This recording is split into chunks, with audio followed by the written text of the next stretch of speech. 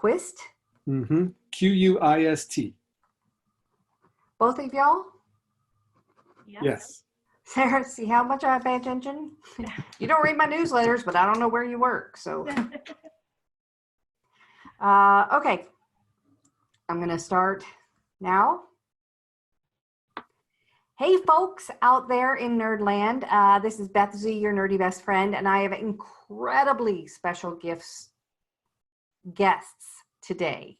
We are talking to two people from Quist Middle School in Colorado. And the reason this is extra special is one of them is my amazing sister, Sarah, and she is a teacher from that school. And she has brought her vice principal, Kevin, to come talk to me because teachers and schools who are scrambling to do this online thing are using some amazing technology that I think can transfer to the professional world so we can learn from them. So one that I was practicing with today is Pear Deck. It is an add-on for Google Slides. And the thing is I wanted my Google meeting to be interactive. And usually I do card sorts or something so that they have something in front of them, and I can't give them anything to play with.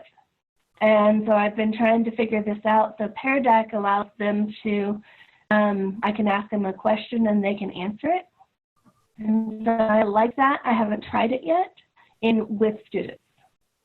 The other one that I got told about a couple of days ago by a student was GimKit. And it's kind of like Kahoot, only when I tried to do Kahoot on my Google meeting, the kids couldn't see the questions and the answers because they were on their slide looking at the 4 colors to answer the question. So I had to read everything. GimKit actually has the question and the answers on their screen. And so they can do it and it's still a live interaction. Those are the top 2 that I've found so far that I'm really excited about. I'm just trying to figure out how to navigate this whole e-learning thing. So tell everyone about Kahoot. Oh, well, I love Kahoot in the classroom. If you've ever gone to a bar and played, I called it bar trivia. They give you a little thing to play with, and there's a TV with questions on it, and you can answer it. That's pretty much what Kahoot is. You don't have the answers on you, but you can answer, and then you're playing against everyone.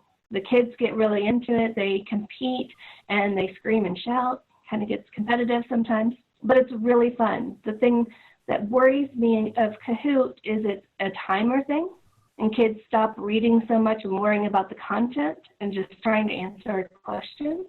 And so there are other options that I found that kind of work on content more than Kahoot does sometimes in the classroom. Quizzes is where they can be on their individual computers because we're a one-to-one school. Every child has a device, and so they can do their own thing at their seats, and they're still playing against students, and they can see where they're at against them, but it takes away the time factor. They actually take a minute and read through the question most of the time. Perfect. So I'm going to put this into a little context here about the way we might be able to use it in the professional context. Kahoot, GimKit, hard to say, and quizzes are great if you're having an online meeting or even if you're getting feedback from your colleagues or what have you. Rather than saying, hey, who thinks about this or what have you, and doing a hand poll, you can do these quick quizzes.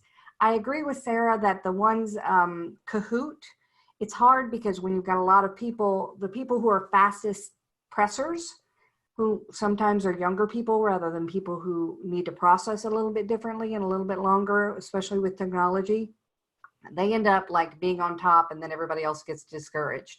But these others allow a little bit more play. And then everybody hates it when you're just showing a slide deck and you're not interacting. So that Pear Deck, P-E-A-R deck, sounds like a really good way to integrate some activity into another slide deck. Well, thank you, Sarah. You did great. Okay. It's my sister. And I would just add to the Pear Deck, it also collects that data on the backside. So you know who said what, and in a business context, that could be really important to understand, have that data to fall back on and make decisions with.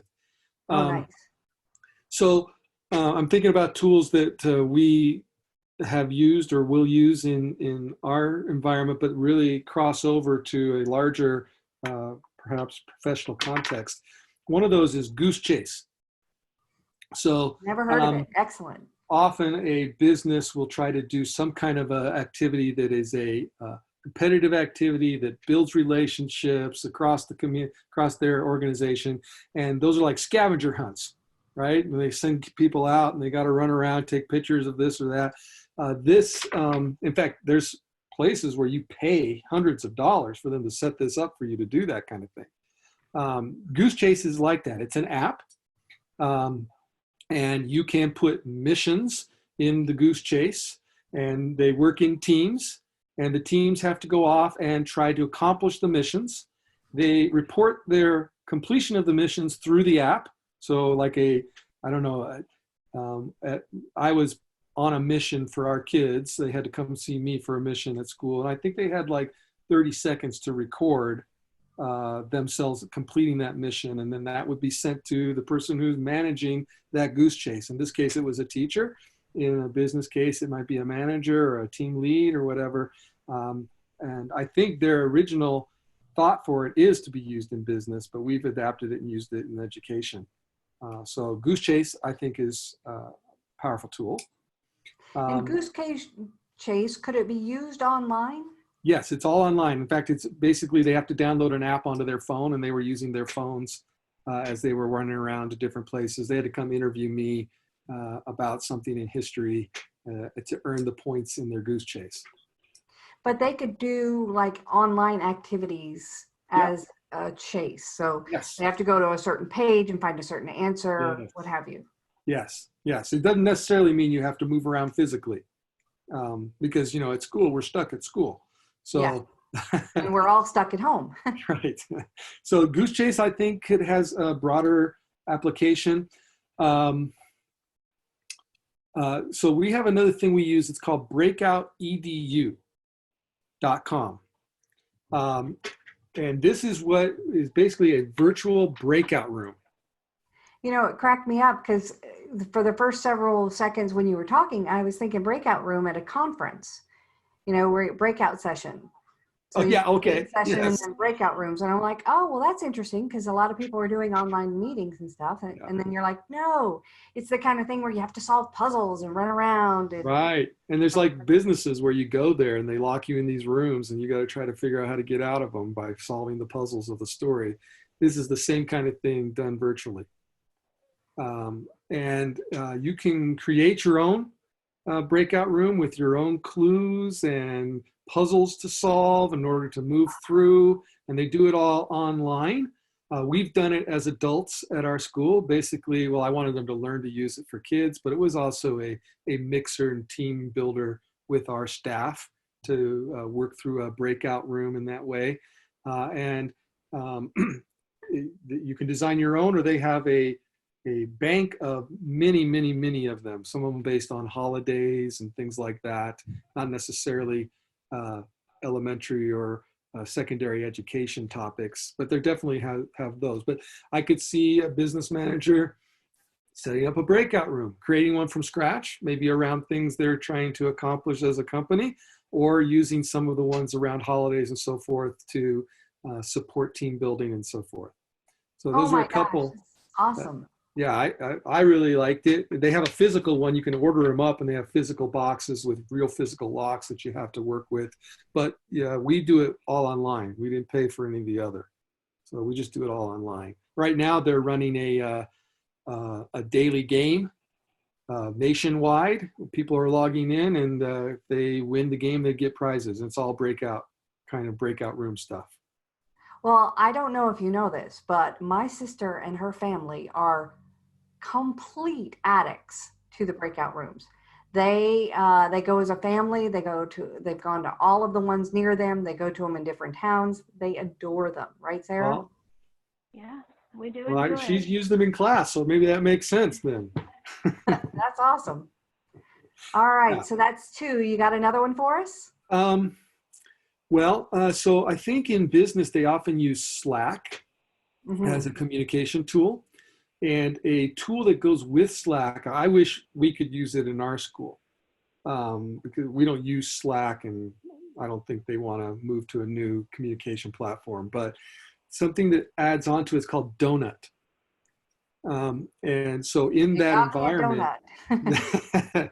it's a tool that allows you to do um, basically a way to, how can I say, it's just another way to connect with them. So it's silly little uh, challenges that you can send through Donut, or you can set it up so that you can remind yourself about a new hire, that they need to have a check-in at this point, and then this person needs to check in with them at this stage of their development, and so on. You can set it all up from scratch, so it's like you could onboard a new employee that way.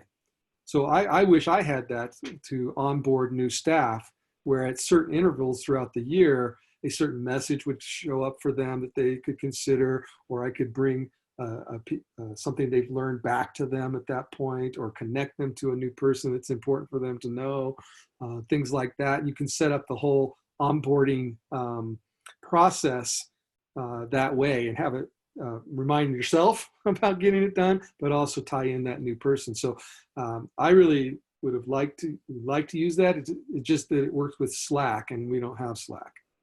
Yeah. I know a lot of businesses work off of Slack, and so that could really be a nice add-on for them. Sarah told me you were nerdy, and I totally believe it now. Fantastic. Great. I don't want to be nerdy. Yeah, you do. Some of us used to make a living being nerdy until That's true. That's true.